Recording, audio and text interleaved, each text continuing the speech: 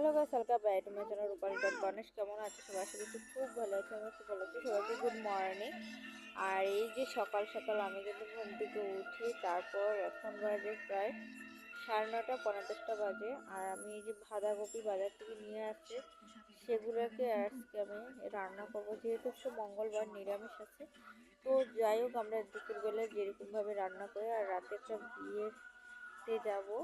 তো তো তার জন্য আজকে বাঁধাকপিটা এমনি রান্না করে নেবো, নর্মালি রান্না করব। তো তোমাদের সাথে শেয়ার করবো কীভাবে রান্না করছি। তো আমি ভাত বানিয়েছিলাম, ভাতটা হয়ে গিয়েছিল। তাহলে মাঠটা আমি ছড়াচ্ছি, বালতিতে দিয়ে জড়াচ্ছিলাম। তো কি করব, কিছু করার নেই। তো ছোট্ট করে রান্নাবাড়াটা শেষ করে নিই, তারপরে আমার একটু রাতে বাজারে যাব, অনেক কাজ অনেকটা। তো কেটে গেছি। তো যাই হোক, এখানে ভাতটা আমার কমপ্লিট হওয়া, তারপর এখানে আমি এই যে বাঁধাকপিটা সিদ্ধ করে দিচ্ছি। কারণটা হলো, সিদ্ধ করলে একটু জল নোংরা থাকে, বা ভিডিওর মধ্যে অনেকেই দেখেছিলাম আমি যে সাপটা থাকে। তো তার জন্য আর কি এই বাঁধাকপিটা সিদ্ধ দিয়ে তারপর 5 ফোড়ন ফোড়ন দিয়ে দিলাম, দিয়ে তারপরে এই যে বাঁধাকপির মধ্যে আলু যেটা আছে, আলু আর গাজর, একটু গাজর ভাজি করছিলাম, তো সেটা একটু ভালো করে অ্যাড করছিলাম ভাজি করে।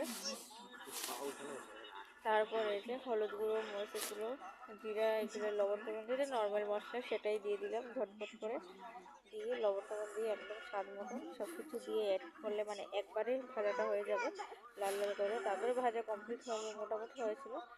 তারপর এই যে আমি বাঁধাকপিটা ছেড়ে দিলাম, দিয়ে তারপর এই যে এগুলো লাড়াচাড়া করে 5-10 মিনিটের মতন, এরকম আধা ঘন্টার মতন লাড়াচাড়া করে তারপর হয়ে গিয়েছে আমার বাঁধাকপি।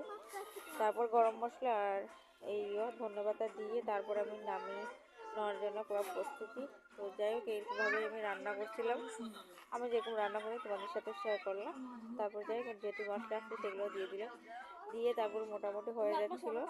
তারপরে কমপ্লিট আমার বাঁধাকপি রান্না, গামলাতে নামিয়ে নিয়েছিলাম। তারপর আমরা সন্ধ্যা হয়ে গিয়েছিল, তারপরে বাজারে যাওয়ার জন্য আমরা পুরো প্রস্তুতি নিয়ে নিলাম।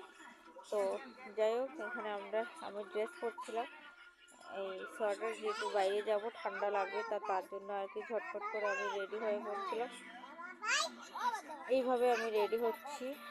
আর এই যে আমরা বেরিয়ে পড়েছিলাম, কিছু চাটা সন্ধ্যার সময় কোনো নাস্তা টাস্তা করেছিলাম না, তারপরে না করেই আমরা চলে গিয়েছি। তারপরে যেতে যেতে যখন আমরা বাজারে গিয়েছিলাম, তখন দেখি ট্রেন একটা যাচ্ছিলো, মানে সন্ধ্যার যে 5:30 ট্রেনটা, সেটা দেখে তারপরে চলে আসলাম। আমি প্রথমে কাপড়ের দোকানে আসলাম, তো আর ভিডিও টিডিও করা হয় না কাপড়ের দোকানে। তারপরে সেকেন্ডবার এই যে জুতার দোকানে চলে আসছি।